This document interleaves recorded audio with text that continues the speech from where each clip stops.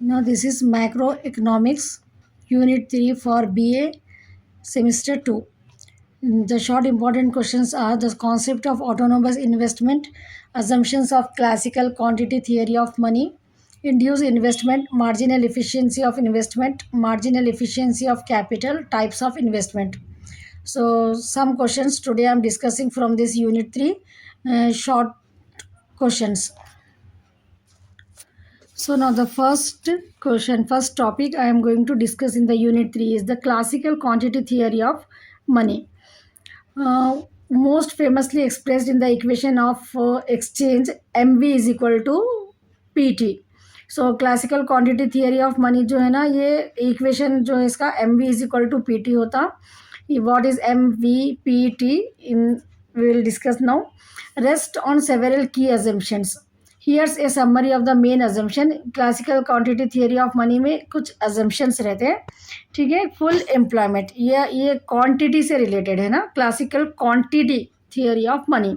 तो यहाँ पर हम फर्स्ट अजम्पशन, ये सब्जेक्ट को आप कैसा इमेजिन, कुछ चीज़ों को आपको एज्यूम करना रहता. ठीक है. तो यहाँ पर ये एजम्पशन है कि फुल एम्प्लॉयमेंट रहता. The theory assumes that the economy is always operating eight और नियर फुल एम्प्लॉयमेंट. मतलब जो भी हमारे पास गुड्स एंड सर्विसेज जो हम प्रोड्यूस करते हैं, ठीक है, जो भी हम गुड्स एंड सर्विसेज प्रोड्यूस करते हैं उसके लिए हमारे को क्या रहता है, एम्प्लॉयमेंट की ज़रूरत, एम्प्लॉयज़ की ज़रूरत रहती है. ठीक है. तो ये classical quantity theory of money क्या यूज़ करते हैं कि जो भी फुल एम्प्लॉयमेंट हम ठीक है, नियर टू फुल एम्प्लॉयमेंट हम जो है सो यहाँ पर एज्यूम कर रहे. This means that output T. तो यहाँ पर ये जो टी है ना, आउटपुट है ये. ठीक है. पी प्राइस है. ऐसा अपने को MV is equal to PT के पूरे आपको MVPT पूरा बताती हूँ मैं आपको. तो टी समझ में आ गया ना, आउटपुट का टी है ये. तो this means that output T is at its maximum potential and can not increase further in the short run. तो यहाँ पर फुल एम्प्लॉयमेंट का मतलब क्या है, short run and long run, दो रन रहते इकोनॉमिक्स में आपको. ठीक है. शॉर्ट रन रहता, एक लॉन्ग रन रहता. शॉर्ट रन और लॉन्ग रन में क्या डिफरेंस है बोले तो यहाँ पर अपन ये कॉन्सेप्ट अपन शॉर्ट रन में एज्यूम कर रहे कि मैक्सिमम पोटेंशियल आउटपुट. ठीक है. यहाँ पर अपन फुल एम्प्लॉयमेंट की जो भी एम्प्लॉयज़ है, जो एम्प्लॉयमेंट अपन यूज़ कर रहे हैं वो फुल एम्प्लॉयमेंट यूज़ कर रहे हैं अपन, तो मैक्सिमम आउटपुट जो है सो अपने को आ जाता. And can not increase in the short run. Short run में ये आउटपुट को जितना है अपन इंक्रीज नहीं कर सकते, ये असम्पशन करना है यहाँ पर. ठीक है. क्योंकि शॉर्ट रन में हम एम्प्लॉयमेंट और जनरेट नहीं कर सकते. जितना एम्प्लॉयमेंट अपने पास है अपन उतने एम्प्लॉयमेंट को मैक्सिमम फुल एम्प्लॉयमेंट लेके हम मैक्सिमम आउटपुट प्रोड्यूस कर रहे हैं, और इससे ज़्यादा हम शॉर्ट रन में नहीं प्रोड्यूस कर सकते. ये असम्पशन है. समझ में आ रहे ना टर्म्स आप लोगों को. फुल एम्प्लॉयमेंट, पहला अजम्पशन ये है कि फुल एम्प्लॉयमेंट. फुल एम्प्लॉयमेंट के में क्या अज्यूम कर रही है थियरी में कि ऑपरेटिंग जो भी इकोनॉमी जो भी है अपने को फुल एम्प्लॉयमेंट वो कर रहे अपन. This means that output at maximum potential रहता है और उसको बढ़ा नहीं सकते हम शॉर्ट रन में. ठीक है. क्योंकि शॉर्ट रन में हम आउटपुट को क्यों नहीं बढ़ा सकते, क्योंकि आउटपुट बोले तो क्या रहता है, अपन जो चीज़ों को बनाते, ठीक है, रॉ मटेरियल को लाके जब हम कन्वर्ट करते, रॉ मटेरियल को लाके हम कुछ प्रोसेस करके प्रोड्यूस करके अपन आउटपुट बनाते. तो ये रॉ मटेरियल के लिए अपने को मनी होना, लैंड लेबर कैपिटल ऑर्गेनाइजेशन हुए बात ही अपने को ये पूरा आउटपुट आता ना. तो शॉर्ट रन में इतना ईजी नहीं रहता अपन ये सब चीज़ों को इंक्रीज करना, इसलिए बोल रहे हैं यहाँ पर and can not increase further in the short run बोल के. Now next, velocity of money is constant. Money जो है ना यहाँ पर ये थियरी में अपन बोल रहे कि मनी वी यहाँ पर जो है ना मनी को बोल रहे. ठीक है. वेलोसिटी ऑफ मनी को हम V डिनोट कर रहे. So velocity of money is constant. Constant means same. It is assumed that the velocity of money, the average number of times money changes hands in a year, is stable and predictable. This implies that people spending habits and institutional factors remain unchanged in the short run. तो यहाँ पर ये concept को classical quantity जो theory अपन discuss कर रहे हैं, इसमें सेकेंड अजम्पशन हम ये कर रहे हैं कि मनी को भी हम कांस्टेंट रख रहे हैं. यहाँ पर मनी भी जो है सो शॉर्ट रन में चेंज नहीं कर सकते easily. So it is assume that the velocity of money, money का वेलोसिटी मीन्स फ्लो जो भी रहता, हम जो एक्सपेंडिचर करते हैं जो आउटपुट के लिए, the average number of times money change hands in a year is stable है. ठीक है, स्टेबल है, मतलब अपन मंथली अगर 5 लाख ईयरली 5 लाख इन्वेस्ट कर रहे तो 5 लाख इन्वेस्ट कर रहे ईयरली, स्टेबल है, वो प्रेडिक्टेबल है, इतना करना है हमारे को बोल के हम प्रेडिक्ट भी कर ले रहे हैं उसको। इसलिए क्या हो रहा, this implies that people spending habits and institutional के जो फैक्टर्स रहते हैं रिमेन अनचेंज। यहाँ पर ये quantity of theory of money में अपन जो है सो ये फैक्टर्स को अनचेंज रख रहे हैं शॉर्ट टर्म में। नेक्स्ट आउटपुट टी जो है ना अपना आउटपुट है is constant in the short run. Just now we discuss no short run में आउटपुट क्या रहता, कांस्टेंट रहता, आउटपुट बढ़ता नहीं, मैक्सिमम अपन फुल एम्प्लॉयड यूटिलाइज कर लेने के बाद आउटपुट जो भी हो रहा अपने को मैक्सिमम अपन प्रोड्यूस कर ले रहे आउटपुट को। तो शॉर्ट रन में थर्ड अजम्पशन यही कर रहे हैं अपन के आउटपुट जो है ना कांस्टेंट रहता शॉर्ट रन में, क्योंकि since the economy is assume to be full employment. क्योंकि अपन हम क्या सोच रहे, हम क्या एज्यूम कर रहे कि हम फुल एम्प्लॉयमेंट, जितना एम्प्लॉयमेंट अपने से हो सकता उतना एम्प्लॉयमेंट को अपन यूटिलाइज कर ले रहे और maximum level of output produce कर रहे। So the level of output transaction is fixed रहते short, therefore change in the money supply directly affect the price level not output. तो अगर यहाँ पर मनी और सप्लाई करे भी अगर, ठीक है, मनी को अगर और सप्लाई करे तो डायरेक्टली इसका इफेक्ट प्राइस पे पड़ता, आउटपुट पे नहीं पड़ता। प्राइस पे कैसा पड़ता, क्योंकि सप्लाई अपन और प्रोड्यूस करते जा रहे हैं, आउटपुट तो यहाँ पर अजम्पशन कर ले रहे अपन नहीं चेंज हो रहा बोल के, ठीक है, 50,000 यूनिट्स है सपोज, आउटपुट 50,000 ही रहते। अगर आप और सप्लाई यहाँ पर कर रहे हैं, ठीक है, मनी सप्लाई कर रहे हैं तो डायरेक्टली क्या होता है यहाँ पर प्राइस पे इफेक्ट पड़ता, ये है। नेक्स्ट है अपने को money is neutral. The theory assume that money only affects nominal variables, price के ऊपर इस मनी का इफेक्ट होता and has no impact real, output के ऊपर कुछ भी और एम्प्लॉयमेंट के ऊपर कुछ भी इफेक्ट नहीं होता। ये क्वांटिटी, अपन क्वांटिटी के बारे में पढ़ रहे तो क्वांटिटी के पॉइंट ऑफ व्यू अपने को यहाँ पर देखना है, तो मनी को भी क्या रखना है अपने को यहाँ पर न्यूट्रल रखना है, क्योंकि द थियरी, ये थियरी में अपन एजम्पशन कर रही है, पूरे एज्यूम सही है, ठीक है, एज्यूम कर रहे कि money only affect nominal, price level पे मनी का इफेक्ट होता लेकिन उसका कुछ भी इम्पैक्ट नहीं होता आउटपुट और एम्प्लॉयमेंट पे इन द लॉन्ग रन में। In other words increasing the money supply leads to the inflation. Inflation बोले तो when the supply is more demand is less, तो प्राइसेस जो इंक्रीज हो जाते ना, डिमांड लेस रहता, मनी सप्लाई ज़्यादा अगर हो जाती तो वैसे कंडीशन को अपन इन्फ्लेशन बोलते। तो इकोनॉमिक ग्रोथ तो कुछ भी नहीं होता उससे, एंड रिवर्सली इन्फ्लेशन पे इफेक्ट पड़ता, ठीक है। इन other words increasing in money, money को न्यूट्रल रखना है यहाँ पर अपने को। अगर हम मनी को इंक्रीज कर दिए, ठीक है, इंक्रीज कर दिए तो इसका इफेक्ट क्या होता है, इन्फ्लेशन हो जाता लेकिन इकोनॉमिक ग्रोथ नहीं होता। नेक्स्ट है perfect competition. The economy is assume to have flexible prices and wages, flexible prices and wages with perfect competition in all markets. This ensures that any imbalance is corrected through price level adjustment. तो यहाँ पर अपने को market कैसा रहना बोल रहे हैं, परफेक्ट कंपटीशन मार्केट रहना है जहाँ पर फ्लेक्सिबल प्राइजेस एंड वेजेस रहना है। प्राइजेस को फिक्स नहीं रख रहे अपन, प्राइजेस जहाँ पर भी फ्लेक्सिबल रहते हैं, ठीक है, वो मार्केट को यहाँ पर हम अस्यूम कर रहे हैं कि परफेक्ट कंपटीशन मार्केट रहना है। इससे क्या होता है, this ensure that imbalance is corrected, जो भी इम्बैलेंस होता हम उसको करेक्ट कर ले सकते हैं प्राइस लेवल एडजस्टमेंट के थ्रू, क्योंकि हम यहाँ पर प्राइजेस और वेजेस को फ्लेक्सिबल कर दे रहे। जो परफेक्ट मार्केट में क्या होता है, अपन प्राइस को और वेजेस को यहाँ पर चेंज कर सकते हैं, फ्लेक्सिबल मीन्स चेंज कर सकते हैं हम आसानी से। तो यहाँ पर अगर कुछ इम्बैलेंस भी हो भी गया अगर, तो हम उसको आसानी से करेक्ट कर सकते हैं। कैसा कर सकते हैं, प्राइस लेवल को एडजस्ट कर सकते हैं, या तो वेजेस को डिक्रीज कर दे के, या प्राइजेस को गुड्स का आउटपुट के जो भी होता है कमोडिटी के प्राइजेस को इंक्रीज करके या डिक्रीज करके, या वेजेस को इंक्रीज डिक्रीज करके जो है सो हम एडजस्टमेंट करके यहाँ पर जो है सो इम्बैलेंस को करेक्ट कर ले सकते हैं। Next assumption, no time lags. The theory assume instantaneous adjustment of prices to change in the money supply, meaning there are no delay in the transmission of monetary effects में कुछ भी जो है सो यहाँ पर instantaneous simultaneous adjustments of prices और to change in the money supply में जो है सो यहाँ पर प्राइजेस को हम एडजस्ट कर रहे हैं. There are no delay in the transmission of monetary effects में कुछ भी डिले नहीं होना. So in summary the classical quantity theory of money views money mainly, ठीक है, मनी को यहाँ पर मेनली देख रहे हैं अपन as a medium of exchange. Money क्या है, एक मीडियम ऑफ एक्सचेंज है. Asserts direct proportional relationship between money जितना सप्लाई होगा प्राइस लेवल पे उतना वो होगा अंडर द अबव अजम्पशन. पूरे अजम्पशंस को हम माइंड में रख के जो है ना यहाँ पर क्लासिकल क्वांटिटी ऑफ थियरी में हम रिलेशनशिप को देख रहे हैं money supply and price level के. It's clear, no? Now next topic we have induced investment concept explained. Induced investment means refer to the portion of total investment in economy that varies directly with the changes in income or economic activity. Economic activity को करने से अपन, ठीक है, अपने changes आ रहा. Economic activity means any activity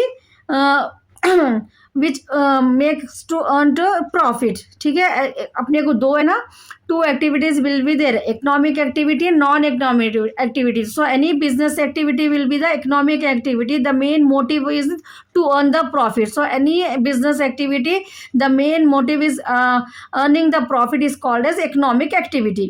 तो यहाँ पर induced investment में portion of total investment, हम जो invest करते हैं, ठीक है, investment क्या है, ये जो business को start करते, जब हम जो amount invest करते, ठीक है, बिल्डिंग खरीदने के लिए, फर्नीचर खरीदने के लिए, an economy that varies directly, ये चेंज होते रहता. वेरीज मीन्स चेंज होते रहता directly with the change in income of income change हुई तो इन्वेस्टमेंट भी चेंज हो रहा. ठीक है, इनकम को और इन्वेस्टमेंट को कंपेयर कर रहे हैं हम यहाँ पर इंड्यूस इन्वेस्टमेंट में कि पोर्शन ऑफ टोटल इन्वेस्टमेंट जो है, हम जो ऑर्गेनाइजेशन में, कंपनीज में जो अपन जो अमाउंट जो इन्वेस्ट कर रहे हैं हम, वो चेंज हो रहा, डायरेक्टली चेंज हो रहा, चेंज इन इनकम के उससे. इकोनॉमिक एक्टिविटी, जो हम इकोनॉमिक एक्टिविटी करके इनकम अगर हमारी ज़्यादा हो रही तो हमको ज़्यादा इन्वेस्टमेंट हो रहा, अगर हमारी इनकम कम हो रही तो कम इन्वेस्टमेंट हो रहा. This is the point. Now next, as national income increases, business experiences higher demand of goods. जैसा जो अपने देश की नेशनल इनकम जैसा इंक्रीज होती है, ठीक है, नेशनल इनकम अगर इंक्रीज हो गई तो वहाँ पर बिजनेस क्या एक्सपीरियंस करते हैं, high demand of goods and services. ठीक है, गुड्स एंड सर्विसेज का बहुत डिमांड रहता मार्केट में अगर इनकम, नेशनल इनकम हाई हो गई तो. इससे क्या होता है, which encourage them to invest more in capital. अब यहाँ पर जब डिमांड ज़्यादा हो रहा तो investment in capital goods like machinery, building, technology भी ये बढ़ते जाती है टू एक्सपैंड प्रोडक्शन को बढ़ाने के लिए. It's clear. इंड्यूस इन्वेस्टमेंट क्या है, टोटल इन्वेस्टमेंट क्या है, इनकम पे इफेक्ट पड़ता. तो जैसा अपने नेशन की इनकम इंक्रीज होती तो बिजनेस में गुड्स एंड सर्विस का डिमांड ज़्यादा होता, इसलिए बिजनेसमैन क्या करते हैं, कैपिटल गुड्स, मशीनरी, बिल्डिंग और टेक्नोलॉजी में ज़्यादा एक्सपेंड जो है सो इन्वेस्ट करते हैं. किस लिए, प्रोडक्शन को एक्सपैंड करने के लिए. It's clear, no conversely means opposite क्या होता, conversely opposite when income falls. अगर नेशनल इनकम इंक्रीज हुई, बोले अपन फॉल्स हो गई अगर वो, तो बिजनेस क्या करते हैं, रिड्यूस करते हैं इन्वेस्टमेंट को due to lower expected return, क्योंकि उन लोगों को ज़्यादा रिटर्न नहीं मिलता. बोल के इन्वेस्ट कर, मतलब सेल ज़्यादा नहीं हुआ तो रिटर्न ज़्यादा नहीं आता, ज़्यादा प्रॉफिट नहीं अर्न कर सकते ना वो लोग. तो इसलिए क्या करते हैं, जब इनकम फॉल हो जाती है नेशनल इनकम, तो बिजनेस के मतलब गुड्स एंड सर्विसेज का डिमांड कम हो जाता, इसलिए इन्वेस्टमेंट को रिड्यूस कर देते बिजनेसमैन, क्योंकि वो लोग एक्सपेक्ट करते कि रिटर्न लोगों का लोअर हो जाता बोल के. Now next, unlike autonomous investment which is driven by non-income factors such as government. autonomous investment बोले तो क्या रहता है एक्चुअली, ये मतलब यहाँ पर autonomous investment means जो भी गवर्नमेंट इन्वेस्ट करती, in return they are not getting. हम क्या बोलते हैं कि इन्वेस्टमेंट हम जब भी करते हैं, we will expect something in return ना, कुछ हमको रिटर्न बदले में मिलना, कुछ प्रॉफिट मिलना बोल के. लेकिन ऑटोनोमस इन्वेस्टमेंट क्या रहता है, ये गवर्नमेंट जो इन्वेस्ट करती है, ठीक है, रोड बनाने के लिए, पब्लिक की सर्विसेज के लिए जो गवर्नमेंट इन्वेस्ट करती है उसको हम ऑटोनोमस इन्वेस्टमेंट बोलते हैं. So which is driven non income factors में आता वो, सच एज गवर्नमेंट के पॉलिसीज जो रहते हैं, टेक्नोलॉजिकल इनोवेशंस, उसमें ऑटोनोमस लेकिन induce investment is responsive to change in aggregate demand, लेकिन इंड्यूस इन्वेस्टमेंट क्या रहता, रेस्पॉन्सिव रहता to change in aggregate demand में total demand. It is closely linked to the business cycle. During booms induce investment rises. Booms बोले तो जब demand ज़्यादा बढ़ जाती है, ठीक है, सेल्स मतलब गुड्स एंड सर्विसेज का डिमांड ज़्यादा रहता, इंड्यूस इन्वेस्टमेंट वहाँ पर इन्वेस्टमेंट ज़्यादा होता, राइजेस हो जाता. ड्यूरिंग रिसेशंस इट फॉल्स हो जाता.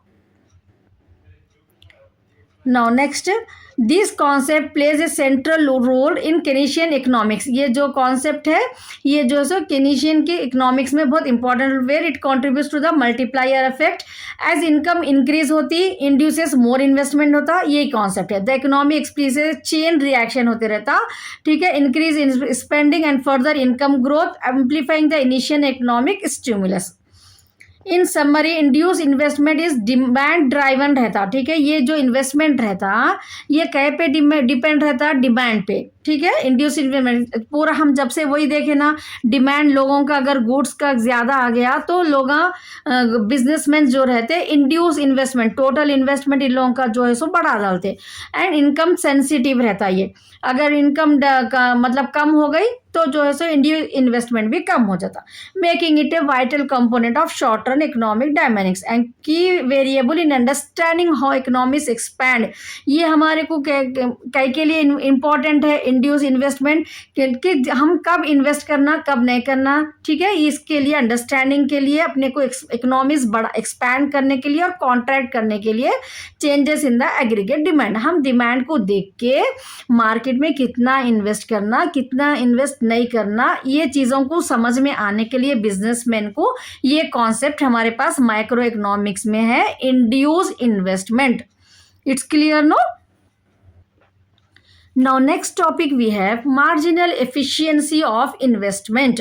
Marginal efficiency of investment, MEI. You may get it for the short MEI बोल के भी आपको शॉर्ट क्वेश्चन में आ सकता. This is marginal efficiency of investment. The marginal efficiency of investment is a concept in Keynesian economics में का एक concept है ये भी एक, that refers to the expected rate of return on additional unit of investment.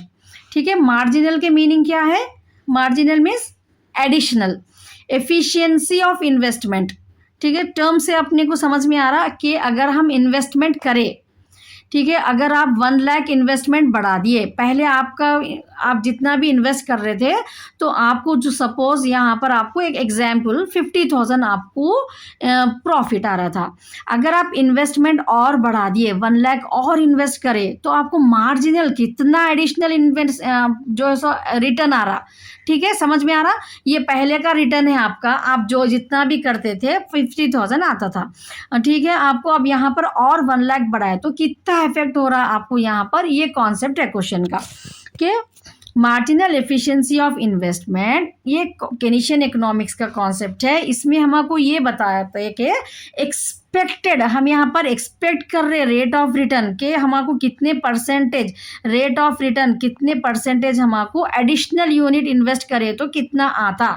ठीक है, एक और मशीन अगर हम बढ़ा देंगे अपनी कंपनी में, अपने इंडस्ट्री ऑर्गेनाइजेशन में, तो हमको कितना प्रॉफिट पे इफेक्ट पड़ता. ठीक है, in simple terms it measures how profitable an extra unit of capital बोले तो हम जो अमाउंट इन्वेस्ट करते हैं ना मशीन में, बिल्डिंग के लिए, उसको कैपिटल बोलते हैं हम.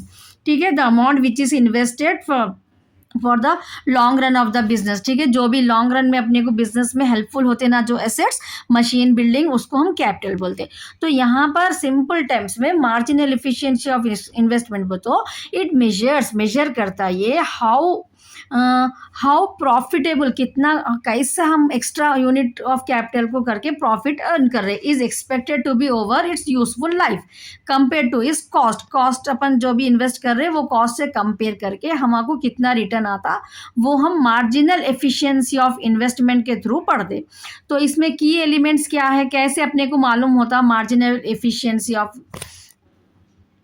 मार्जिनल एफिशिएंसी ऑफ इन्वेस्टमेंट हमको कैसा मालूम होता है, उसके लिए की एलिमेंट्स क्या है अपने को, फर्स्ट है एक्सपेक्टेड रिटर्न्स मालूम होना, ठीक है, हम कितना रिटर्न एक्सपेक्ट कर रहे। MEI marginal efficiency of investment is based क्या पे है वो, on the anticipated future income, क्योंकि हम इन्वेस्ट आज करते लेकिन अपने को प्रॉफिट वो कब आता, अपने को फ्यूचर में आता, when the goods actually sold into the market and we generate the profit, ठीक है।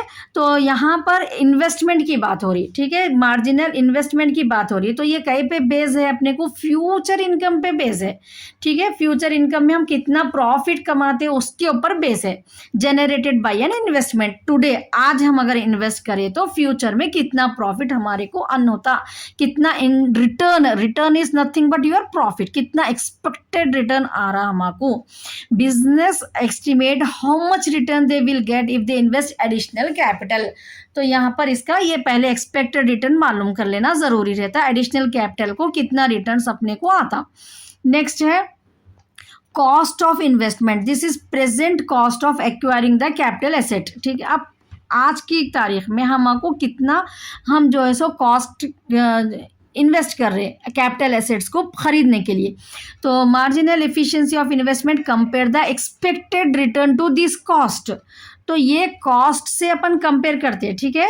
यहाँ पर अपन फर्स्ट पॉइंट में क्या देखे थे, रिटर्न कितना आ रहा, वो उसका परसेंटेज देखे थे, 5% अपने को रिटर्न आ रहा या 10% अपने को रिटर्न आ रहा। अब यहाँ पर कॉस्ट ऑफ इन्वेस्टमेंट, आज की तारीख में हम ये मशीन को अगर इन्वेस्ट करें तो इतना कॉस्ट हो रहा, कॉस्ट के बेसिस पे हम जो रिटर्न को कंपेयर कर रहे हैं, ठीक है, कि मतलब इन फ्यूचर अगर वो मशीन का कॉस्ट इंक्रीज हो गया तो हमारा प्रॉफिट वो टाइम पे जो है सो कम हो जाता ना, तो आज अपन अक्वायर कर लिए तो फ्यूचर में अपने को इसका बेनिफिट कितना मिलता, ये जो है सो अपने को कॉस्ट ऑफ इन्वेस्टमेंट, आज इन्वेस्ट करें तो कितना अपने को एक्सपेक्टेड रिटर्न आता, उससे भी हम मालूम कर सकते। Next decision rule, firms will invest in new capital, कोई भी ऑर्गेनाइजेशन फर्म जो रहते हैं वो कैपिटल इन्वेस्ट करते हैं, new capital, as long as the MIEI is greater, ठीक है। मार्जिनल एक्सपेक्टेड ऑन इन्वेस्टमेंट अगर ग्रेटर रहा, जो अपन कैलकुलेट कर रहे हैं वो अगर ग्रेटर रहा then the market interest rate से, तो फर्म्स क्या करते हैं, विल इन्वेस्ट करते हैं न्यू कैपिटल में, ठीक है। फर्म डिसीजन, यहाँ पर डिसीजन रूल में MEI के बेस पे क्या डिसीजन लेते बिजनेसमैन, प्रैक्टिकली, ठीक है, प्रैक्टिकली ये बिजनेस में चल रहा है ये पूरा, ठीक है ना, हर बिजनेस में ये चीज़ें जो अपन मैक्रो इकोनॉमिक्स में हम जो इन्वेस्टमेंट से रिलेटेड पढ़ रहे हैं, ये बिजनेस, ये छोटा मोटा बिजनेस नहीं रहता, लैक्स करोड़ में रहता ना, कि जस्ट अपन एक किराना स्टोर स्टार्ट करें एक 1 लाख रुपये इन्वेस्ट करके, ऐसा भी नहीं रहता, यहाँ पर करोड़ में रहता। तो ये सब चीज़ों को माइंड में रखना रहता है इन्वेस्ट करते जब बिजनेसमैन को, ये पूरा इकोनॉमिक्स के कॉन्सेप्ट, ये टर्म्स को जो है सो पढ़ के based on that they invest in the organization. तो फर्म्स यहाँ पर इन्वेस्ट कर रहे न्यू कैपिटल में as long as the MEI greater, अगर उन लोगों को रेट मालूम हो गया, ठीक है। मार्जिनल एफिशिएंसी ऑफ इन्वेस्टमेंट में देख रहे ना अपन, एडिशनल कितना इन्वेस्ट करे तो कितना रिटर्न आ रहा, वो अगर ग्रेटर रहा मार्केट इंटरेस्ट रेट से, तो यहाँ पर न्यू कैपिटल में वो लोग इन्वेस्ट करते। वंस MEI फॉल्स, अगर MEI फॉल हो गया बिलो द इंटरेस्ट रेट से, तो investment is not considered profitable, तो लोग डिसीजन लेते कि ये अपने को प्रॉफिटेबल नहीं रहता बोल के। तो ऐसा MEI जो है सो डिसीजन के लिए ऑर्गेनाइजेशंस में काम आता। नेक्स्ट पॉइंट है अपने को इसमें, next fourth point we have declining in MEI हमेशा मार्जिनल एफिशिएंसी ऑफ इन्वेस्टमेंट हमेशा बढ़ते नहीं रहता, ठीक है। आप इन्वेस्ट करते जो आपको प्रॉफिट आते जाता ऐसा नहीं रहता, ये डिक्लाइन भी हो जाता एक पर्टिकुलर स्टेज पे जाके, ठीक है। हम माइक्रो इकोनॉमिक्स में, मतलब इकोनॉमिक्स में जो है सो आपको एक कॉन्सेप्ट था ना, diminishing marginal utility, based on the utility, वहाँ पर हम क्या देखे थे, जैसा हम एक मैंगो है, जैसा फर्स्ट मैंगो लिए हम, तो उसका यूटिल्स जो है सो अपन यूटिलिटी को मेजर करें तो मैक्सिमम अपने को 10 यूनिट्स मिलता, फिर 9, फिर 8, फिर नेगेटिव आ जाता, ऐसा देखे थे ना। तो यहाँ पर भी जो है so as more investment is undertaken, जैसा जैसा इन्वेस्टमेंट को हम बढ़ाते जाएंगे, एमईआई क्या हो जाता है यहाँ पर, एफिशिएंसी जो रहती, जो रेट रहता वो डिक्लाइन हो जाता, क्योंकि डिमिनिशिंग रिटर्न हो जाता। रिटर्न भी क्या रहता, आप अगर स्टार्टिंग में 1 करोड़ अगर इन्वेस्ट करें तो आपको 10% 15% प्रॉफिट आ रहा था। अगर आप और 1 करोड़ करें तो 10%, और 1 करोड़ करें तो आपको 5% नेगेटिव डिमिनिशिंग होते रहता, ठीक है, जैसा जैसा आप करते रहते। तो एमईआई भी डिक्लाइनिंग रहता, that is each additional unit of capital tends to yield a lower return than the previous one.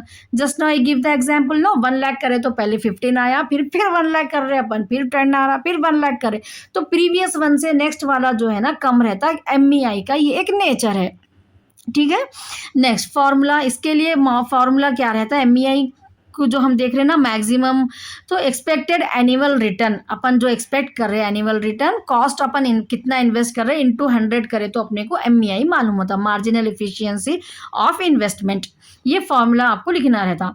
Next importance in economics में ये एमईआई क्या हेल्पफुल रहता है, MEI helps explain how business make investment decision, ठीक है ना। Normally basically this is only will happen, no, business को investment decision के लिए ये हेल्पफुल रहता। It is a central Keynes theory का ये किनिस थियरी ऑफ इन्वेस्टमेंट है, उसका ये सेंट्रल कॉन्सेप्ट है ये, where fluctuations in MEI due to change in expectation और technology lead to change in investment, ठीक है। एक्सपेक्टेशन टेक्नोलॉजी में जैसा एक्सपेक्टेशन में चेंजेस होते हैं वैसा यहाँ पर इन्वेस्टमेंट में भी चेंजेस होता, इन्फ्लुएंसिंग, इसका असर जो है ना इकोनॉमिक, ओवरऑल इकोनॉमिक एक्टिविटी पे पड़ता। In summary, the marginal efficiency of investment reflect the profitability of additional investment, ठीक है। ये अपने को एडिशनल इन्वेस्टमेंट करे तो कितना प्रॉफिट होते वो मालूम हो रहा, plays a crucial in determining how much business, कितना इन्वेस्ट करना, ये बिजनेसमैन को हेल्पफुल के लिए काम आता, specially when compare to interest rate. It helps connect investment behavior with micro economics, micro economics में आउटपुट एंड एम्प्लॉयमेंट के में जो रहता उसके लिए ये अपने को कॉन्सेप्ट बहुत हेल्पफुल है। Next marginal efficiency of capital, हम जो अभी देखे थे वो इन्वेस्टमेंट बोल के था, ठीक है। यहाँ पर marginal efficiency of capital, so थोड़ा बहुत सिमिलर ही रहता है ये।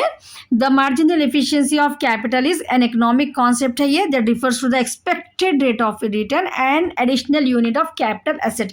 वहाँ पर हम जो इन्वेस्टमेंट टर्म यूज करें यहाँ पर एसेट, ठीक है ना, एसेट्स बोल रहे हैं अपन डायरेक्टली, यहाँ पर मशीन में और बिल्डिंग में इन्वेस्ट करें तो, क्यों वहाँ पर इन्वेस्ट अपन दूसरे उसमें भी हो सकता कॉन्सेप्ट वो ये, लेकिन यहाँ पर पर्टिकुलरली मशीन और बिल्डिंग कैपिटल एसेट्स में इन्वेस्ट करे तो कितना रिटर्न आ रहा, ठीक है। मशीन्स को देख रहे हैं यहाँ पर, मशीन्स के वर्क को देख रहे हैं वहाँ पर ओवरऑल दूसरे चीज़ों में भी अगर इन्वेस्ट करे तो कैसा रहता था, समझ में आ रहा ना कॉन्सेप्ट आप लोगों को।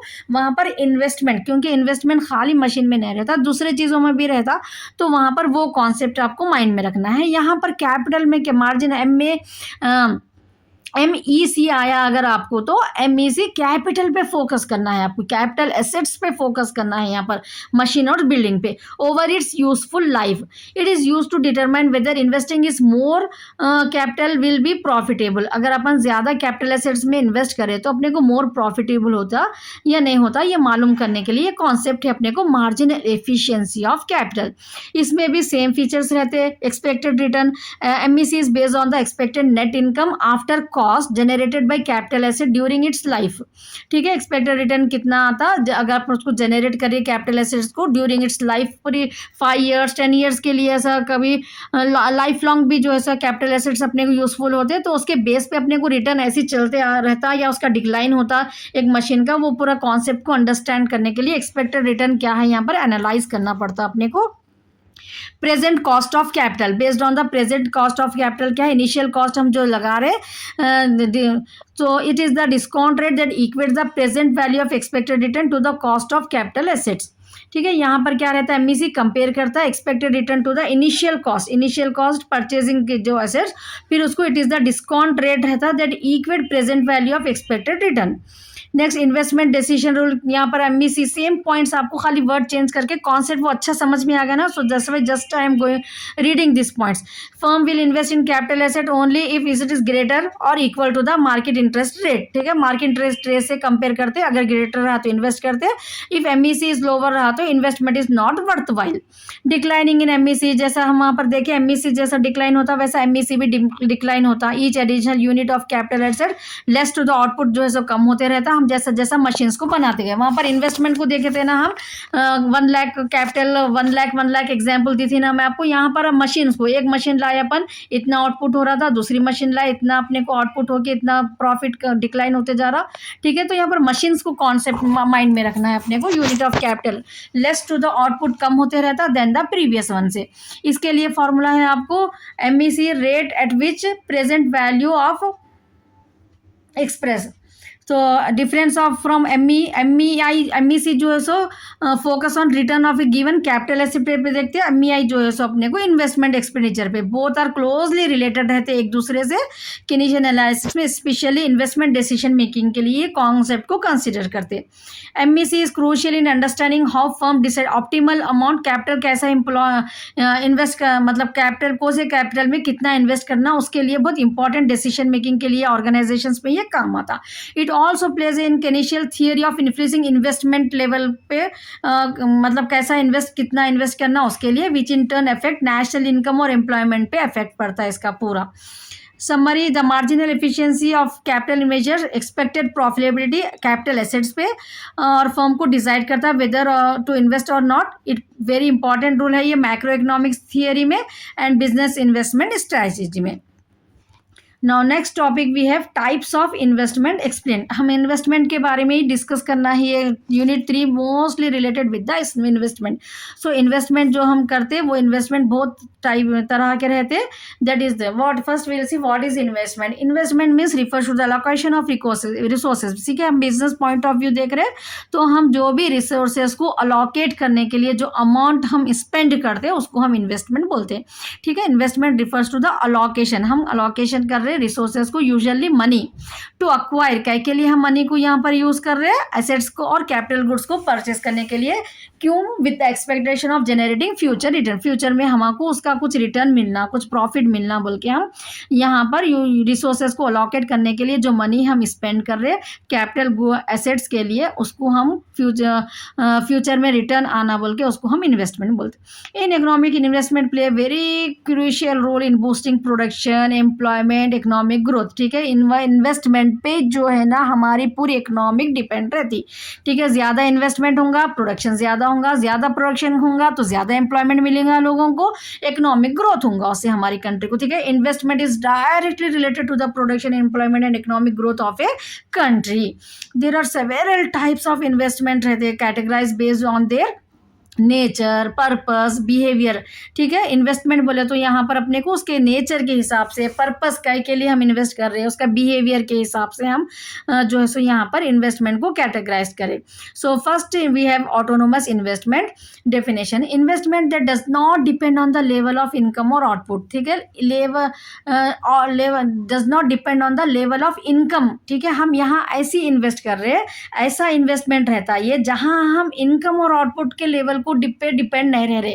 ठीक है, हमको बदले में क्या मिलेगा वो हम नहीं देख रहे, वैसी इन्वेस्टमेंट को हम यहाँ पर ऑटोनोमस इन्वेस्टमेंट बोलते हैं। ऑटोनोमस एग्जांपल गवर्नमेंट जो स्पेंड करती है एसेंशियल सर्विसेज के लिए, इंफ्रास्ट्रक्चर के लिए। पर्पस क्या है यहाँ पर, क्यों ये ऑटोनोमस इन्वेस्टमेंट कह रहता? सोशल नीड्स के लिए। ठीक है, सोसाइटी में लोगों को रोड्स अच्छे मिलना, उसके लिए, इनोवेशन के लिए, लॉन्ग टर्म गोल्स के लिए जो है सो जो गवर्नमेंट इन्वेस्ट करती पब्लिक सर्विस देने के लिए अच्छे से अच्छा, उसको हम ऑटोनोमस इन्वेस्टमेंट बोलते हैं। नेक्स्ट है हमारे पास induce investment. Investment that varies directly with change, already discuss कर लेना हम। Induce investment change in income और डिमांड। ठीक है, जो डिमांड को देख के जो इन्वेस्टमेंट पे असर पड़ता उसको हम बोलते हैं इंड्यूस इन्वेस्टमेंट बोलते हैं हम। ठीक है, जो इन्वेस्टमेंट डायरेक्टली इन जो है सो जिसके ऊपर इफेक्ट पड़ता इनकम और डिमांड, लोगों की अगर इनकम बढ़ गई तो इन्वेस्टमेंट ज़्यादा होता, अगर गुड्स एंड सर्विसेज का डिमांड ज़्यादा हो गया तो इन्वेस्टमेंट ज़्यादा करती है ऑर्गेनाइजेशन। तो वैसी इन्वेस्टमेंट को जो जो डिमांड को देख के जो इन्वेस्टमेंट आ रही उसको हम बोलते हैं induce investment. Example business investing in new machinery when sale increases, अगर सेल इंक्रीज हो गया तो क्या करते हैं बिजनेस वाले, इन्वेस्ट करते हैं, एक मशीन और खरीदते हैं, उसको हम क्या बोलते हैं इंड्यूस इन्वेस्टमेंट बोलते हैं। पर्पस प्रॉफिट ड्राइवन, मेन मकसद क्या रहता है यहाँ पर प्रॉफिट अर्न करना and responsive to market condition को रेस्पॉन्सिव देना, ठीक है। अगर हम मार्केट कंडीशंस को रेस्पॉन्स नहीं दिए तो हम मार्केट में सर्वाइव नहीं कर सकते। तो मेन पर्पस रहता है इंड्यूस इन्वेस्टमेंट का बेस्ड ऑन द सेल। अब जैसा कि फोन्स का रिक्वायरमेंट ज़्यादा है तो पब्लिक को फोन्स का जो है सो ऑर्गेनाइजेशंस को क्या करना रहता है, वो सेल्स ज़्यादा इंक्रीज हो रहा अगर तो मार्केट कंडीशन को रेस्पॉन्स देने के लिए उन लोगों को इंड्यूस इन्वेस्टमेंट करना पड़ता।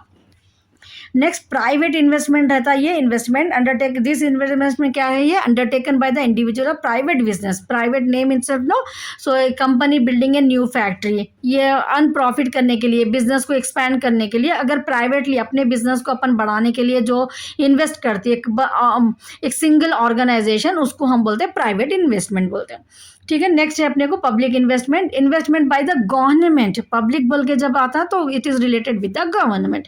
तो government investment by the government in public goods and services, public को फैसिलिटीज देने के लिए जो गुड्स एंड सर्विसेज में जो गवर्नमेंट इन्वेस्ट करती है उसको हम बोलते हैं पब्लिक इन्वेस्टमेंट। जैसा रोड्स, गवर्नमेंट स्कूल्स रहते, गवर्नमेंट हॉस्पिटल्स है, या यहाँ पर जो इन्वेस्टमेंट हो रहा गवर्नमेंट की तरफ से उसको हम बोलते हैं पब्लिक इन्वेस्टमेंट। इसका मेन पर्पस क्या रहता है, इंप्रूव इंफ्रास्ट्रक्चर, वेलफेयर, लोगों के भलाई के लिए, लॉन्ग टर्म ग्रोथ के लिए जो है सो ये करते पब्लिक इन्वेस्टमेंट। नेक्स्ट है अपने को gross investment, total investment made in goods during a period. Gross investment मतलब कैपिटल गुड्स के लिए, मशीनों के लिए, उसके लिए जो जितना अपनी कंट्री में ड्यूरिंग ए पीरियड मीन्स एक पर्टिकुलर ईयर में एक कंट्री में जितना भी कैपिटल गुड्स के लिए इन्वेस्टमेंट हो रहा उसको हम बोलते हैं ग्रॉस इन्वेस्टमेंट, ठीक है। Total investment made in capital goods only during a period it is called as gross investment. Replacement of own assets, अगर कुछ एसेट्स या एडिशन ऑफ न्यू एसेट्स इसमें इंक्लूड होता ग्रॉस इन्वेस्टमेंट में। समझ में आया ना ग्रॉस इन्वेस्टमेंट, ये पॉइंट्स आपको शॉर्ट में भी आ सकते हैं। Net investment, gross investment minus depreciation, अब यहाँ पर अपन जो कैपिटल में इन्वेस्ट कर रहे हैं एसेट मशीन उसमें से खाली डिप्रिसिएशन को हम माइनस कर दिए तो net invest the actual increase in capital stock. Next है हमारे पास real investment, definition investment in physical asset like building में, मशीनरी एंड इक्विपमेंट, ठीक है। रियल इसमें जो इन्वेस्ट कर रहे हैं हम खास करके उसको हम बोलते हैं real investment. Effects increase productivity को बढ़ाने के लिए, capacity of the economy. Next है अपने पास financial investment, investment in financial instruments like stocks. अभी तक हम ऑर्गेनाइजेशंस का देख रहे थे, अब जो है सो हम आपको स्टॉक्स, बॉन्ड्स और म्यूचुअल फंड्स में भी, यहाँ पर भी इन्वेस्टमेंट होता ना। Money is not only invested in the that means to start a business, to purchase the machinery, ठीक है, मशीन को लेके एम्प्लॉयमेंट करके गुड्स प्रोड्यूस करके उसमें इन्वेस्टमेंट नहीं होता, बल्कि फाइनेंशियल, हम फाइनेंस को भी और इन्वेस्ट कर सकते हैं बॉन्ड्स या शेयर्स या म्यूचुअल फंड्स में। मे और may not directly effect productive capacity पे, इफेक्ट डायरेक्ट नहीं होता ये, लेकिन हमारे रिटर्न्स को, हमारी प्रॉफिटेबिलिटी को इंक्रीज करता है ये। नेक्स्ट है domestic investment, investment with in the country by local investment. Country में अगर अपने इन्वेस्टमेंट हो रहा तो हम उसको बोलते हैं local investment. Foreign investment, investment coming from foreign entities, foreign entities से अगर हमको इन्वेस्ट हो रहा हमारी कंपनी में, तो जैसा कि foreign direct investment and foreign portfolio investment ये है। So these are the total 10 types I have discussed regarding the types of investments. Now summary, understanding the types of investment, ये सब पढ़ने से हमें क्या, हमको क्या अंडरस्टैंड हो रहा है, understanding the types of investment help policy maker, ठीक है, पॉलिसी मेकर एंड इकोनॉमिक्स को जो है ना डिज़ाइन करने के लिए स्ट्रैटेजीज, इकोनॉमिक ग्रोथ कितना होता है स्टिमुलेट करने के लिए, मालूम करने के लिए, while business use this insight to make sound financial decisions. तो ये डिसीजंस, फाइनेंशियल डिसीजंस के लिए ये कॉन्सेप्ट बहुत हेल्पफुल रहता है अपने इकोनॉमिक ग्रोथ एंड डेवलपमेंट के लिए। So till now I have discussed, watch next videos also, next topics I am going to upload in the next video. If you didn't subscribe to my channel, please subscribe it. I am doing lot of hard work for you people, so don't forget to subscribe it and watch next video.